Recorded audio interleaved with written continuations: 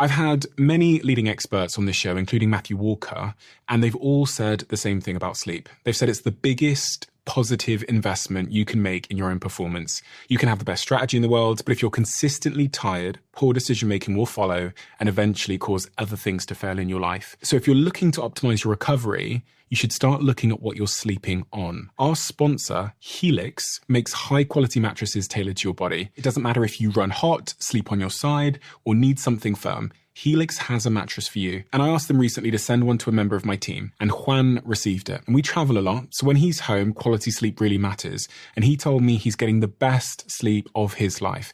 And the data backs it up, with 82% of people in a Helix study saying they saw an increase in their deep sleep. And with a 120-night trial, you've got 4 months to prove it to yourself. You can get 27% off at helixsleep.com/diary. That's helixsleep.com/diary. I want to get some advice from you about work. I know most people listening to this will really be in awe of the career you've had and trying to take some actionable, more actionable advice from this conversation as to how they can have a similar career, how they can be successful in whatever endeavor they're pursuing. When I was thinking about some of the advice you've given previously, one of the points you'd said is about really understanding your core strength and your core skills. Why does that matter? And how does one do that?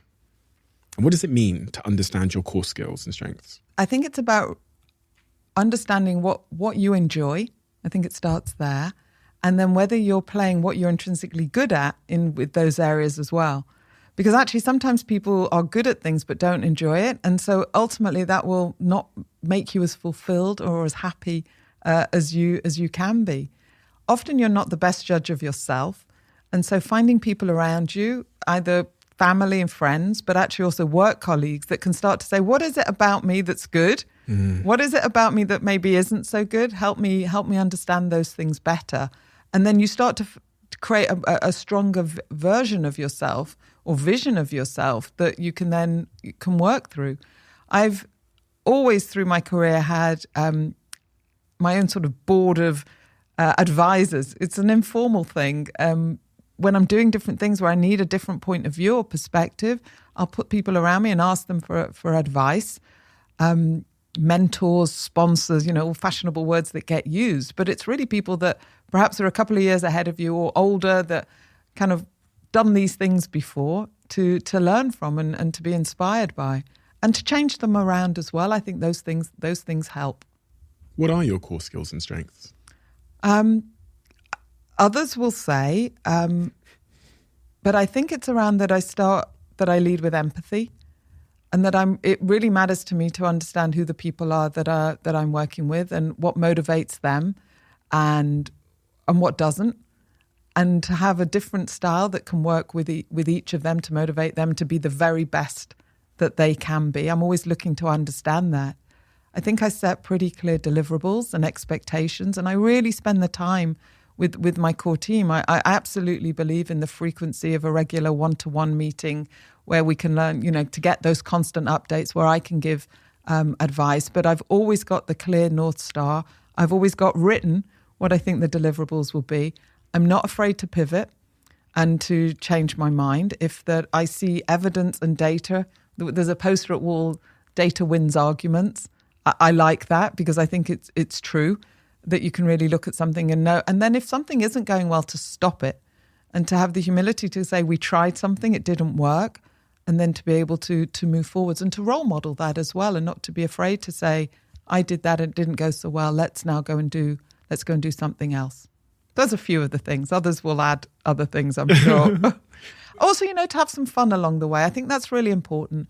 I think when I first started work, there was this thing about work's really serious, and it is serious and it matters, but you spend your most amount of time with the people that you work with. And one of my other favorite posters is that meetings are made for laughter.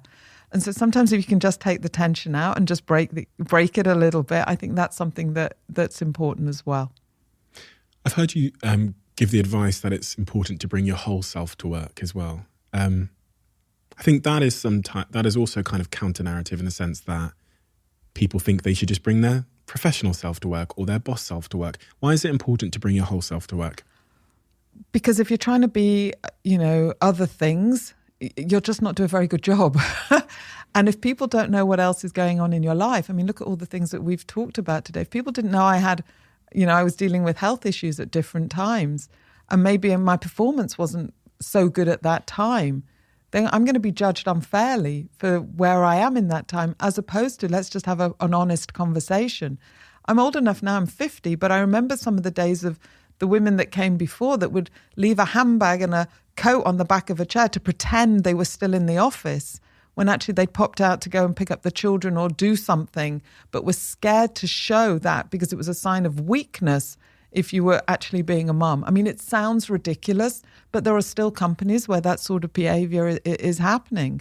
And so the fact that we can be in 2022 and it's still taboo to talk about a disease that you have, or it still can be in certain companies taboo to talk about the fact that maybe your parent isn't well or your child isn't. I mean, that's crazy. So allowing the space and the culture within companies to be who you are and to know the things that matter to you ultimately allows people to be higher performers, which ultimately means that they'll do better in their jobs and they'll be happier in their lives. And do you think there's a real responsibility for the leaders at the top of the organisation to lead by example there? Yeah, I absolutely do. And again, here's where the data wins arguments, because if you have more diverse boards at the tops of companies, you have more successful companies. And I do think there's an element where you don't have groupthink and you have different people around the table. It brings in some of these types of ways of being and ways that form a culture. Culture is formed top down and bottom up, but so much of it is from the cues of the leaders at the top as well. So showing that vulnerability, being so open, bringing your whole self allows other people to do so as well. And your career is a real testament to this next piece of advice, which is about asking for what you want.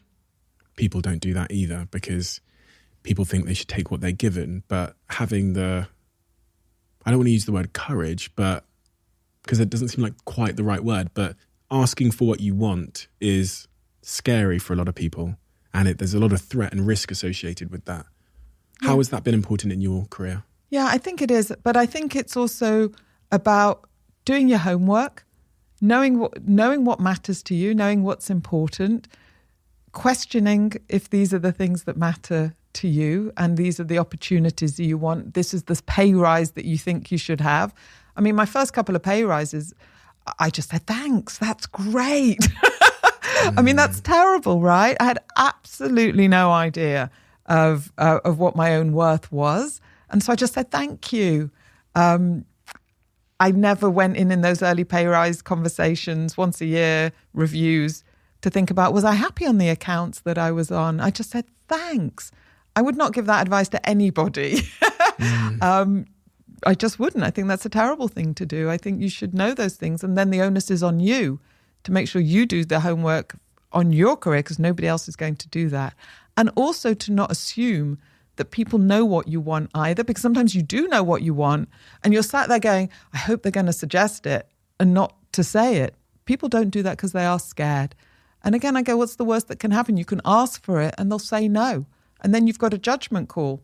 Do I want to stay in a place that said no? Or are they giving me a trajectory for what I need to do in order to get there? Or actually, is this a wake-up call to say, actually, maybe I should look at something different? What do you wish you'd said in those pay rise conversations? Not just thank you, but I've been out and I've looked at the market and I understand now that my value is this. And these are all the things that I've done that I'm really proud of and that I've been successful. And these were the KPIs that I think that you set me. And thus, this is what the equation should be. And then probably there'd be a bit of a negotiation, but at least I'd be in with a start, right? Whereas I was just like, thanks. What if your boss turns around and goes, you're out of your mind, get out of here, Nicola? Then I think you have to go, why do you think that? Because if you have the data to say, well, other places don't feel that, and here's all the reasons why I feel passionate and proud of what I'm doing, show me the path that gets me there. And so if it's a yearly pay conversation, maybe look to see if you could do something in 6 months or set out other criteria in terms of what matters and what's important. A quote from you. The times I've grown the most have been the times where I felt most nervous, the times that I thought I wasn't going to be able to do it. Those growth moments throughout your career where you felt most nervous, Yeah, I think, well, we've talked about them. Each of the firsts of the jobs, I think, were definitely. Another one was when I took on my first position, if you like, in the industry, which was when I was asked to be the president of WACL in the UK, which is the Women in Advertising Communications of London Club. It's a 100-year-old networking club for women in the industry that's gone through its own metamorphosis. And so suddenly I'd gone from being Nicola in, just in an agency to having this position across the industry to inspire women, to bring women together and to chart what it means to be part of a women's club in this era and what needs there might be. And so, yeah, I practiced, I prepped, I really thought long and hard. A lot of the things that we talked about, I went and met all the past presidents. I got the advice from them as to what they wanted. I talked to existing members what they wanted. So I really did my homework so that when I came to that moment of setting out my vision for the year as to what I was going to do, I felt prepped. I was still nervous. It's good to have those nerves, right? But yeah, do the prep and I think it helps. Those nerves, a lot of people, they tell themselves a story about those nerves, the story being, I'm an imposter. And imposter syndrome seems to be such a frequently asked question of me and from this audience. It's like, how do you deal with that? People think, I think they think that feeling of nerves, which is I think that they're reading into feeling like an imposter, is signed to retreat and to get back into comfort, get back into certainty. No, for me, it's a rush of adrenaline. It's the moment before you do something to go, all right, you've done the prep, you've got this. It's good just to kind of get ready. It's like a getting ready moment and then you go. And then it kind of helps. It helps you go there. Because I think if perhaps it doesn't happen, then maybe you're not going to be on your A game. And maybe that's not a good thing.